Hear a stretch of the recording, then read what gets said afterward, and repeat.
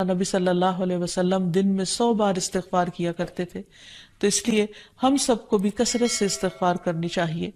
استغفار بیماریوں کا علاج بھی ہے اور اللہ کے عذاب سے بچانے والا بھی، اللہ سبحانہ وتعالیٰ کی رحمت پانے کا ذریعہ ہے، اور پھر بارش کے نزول کا ذریعہ بھی ہے، زراعت میں برکت کا ذریعہ، کبیرہ اور صغیرہ گناہوں سے معافی کا ذریعہ، اچھا اعمال نامہ پانے کا ذریعہ، یعنی قیامت کے دن انسان کو جن کی بخشش ہوگی ان کو خوشخبری دی جائے گی اور ان کا نامہ اعمال جو ہے وہ بہترین نامہ اعمال ہوگا۔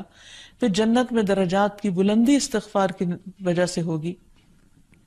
تو اس لیے ضروری ہے کہ ہم اٹھتے بیٹھتے اپنے گناہوں کی معافی مانگتے رہیں، اور استغفار کے لیے انسان اپنی زبان میں بھی اللہ تعالیٰ سے بخشش مانگ سکتا ہے، لیکن بہتر یہ ہے کہ اگر انسان قرآنی دعاؤں اور مسنون دعاؤں کا سہارا لے اور ان کو سیکھ بھی لے، کیونکہ یہ ہم سب کی ضرورت ہے۔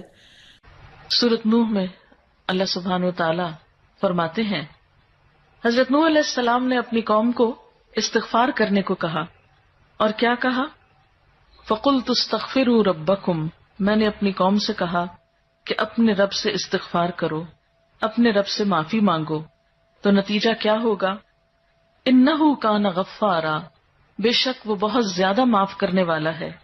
يُرْسِلِ السَّمَاءَ عَلَيْكُمْ مِدْرَارًا، تم پر آسمان سے خوب بارشیں برسائے گا، آسمان کو تم پر برسنے والا بنا دے گا۔ وَيُمْدِدْكُمْ بِأَمْوَالٍ وَبَنِينَ، تمہیں مال اور بیٹوں سے مدد دے گا۔ وَيَجْعَلْ لَكُمْ جَنَّاتٍ، تمہارے لیے باغات بنائے گا۔ وَيَجْعَلْ لَكُمْ أَنْهَارًا، اور تمہارے لیے نہریں جاری کر دے گا۔ آپ دیکھیں کہ ایک انسان کی خواہش کیا ہوتی ہے کہ اس کو کیا کچھ ملے، یعنی رہنے کا مقام اور حالات جو ہیں وہ پرسکون ہو، پھر اس کے بعد یہ کہ مال ہوں، بیٹے ہوں، باغ ہوں، اور زندگی کی اور آرائشیں اور نعمتیں ہوں۔ یہ ساری چیزیں کہاں سے ملتی ہیں، کیسے ملتی ہیں؟ استغفار سے ملتی ہیں۔ عام طور پر لوگ پریشان ہوتے ہیں، دکھی ہوتے ہیں۔ مثلا ایک شخص ایک بزرگ کی محفل میں آیا اور اس نے کہا کہ میرے حالات بہت تنگ ہیں، مجھے بہت پریشانی ہے، میرا رزق بہت تنگ ہے، تو آپ مجھے کوئی وظیفہ بتائیے۔ تو انہوں نے اس کو کہا کہ کثرت سے استغفار پڑھو۔ دوسرا آیا، اس نے کہا بچوں کی شادی نہیں ہوتی، تو آپ نے اس کو بھی کیا بتایا کہ کثرت سے استغفار کرو۔ تیسرا آیا تو کہنے لگا کہ بہت قحط سالی ہے، فصلیں اچھی نہیں ہوتی، تو آپ نے اس کو بھی استغفار کا بتایا۔ تو کسی نے ان سے پوچھا کہ بھائی 3 لوگ آپ سے 3 ڈفرنٹ مسئلے لے کر آئے ہیں، اپنی پریشانیاں لے کر آئے ہیں، آپ نے تینوں کو ایک ہی چیز بتائی ہے۔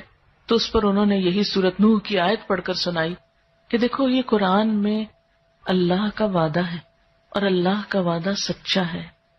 اللہ تعالیٰ کی بات سے بڑھ کر سچی بات کس کی ہو سکتی ہے؟ ہمارے پڑھنے میں کمی کوتاہی ہو سکتی ہے، لیکن اللہ کی بات میں کوئی شک نہیں۔ ذالک الکتاب لا ریب فیہ، یہ وہ کتاب ہے جس میں کوئی شک نہیں۔ لیکن یہ ہے کہ بعض اوقات ہم خود پڑھنے میں کوتاہی کر دیتے ہیں، تو جن کا رشتہ نہ ہو رہا ہو وہ بھی، جن کا ہو چکا ہو اور شادی کے پرابلمز ہو وہ بھی، جن کا ہو چکا اور پھر بچے نہ ہو وہ بھی، ان سب کے لیے ایک ہی وظیفہ ہے، اور وہ کیا ہے؟ استغفار کا۔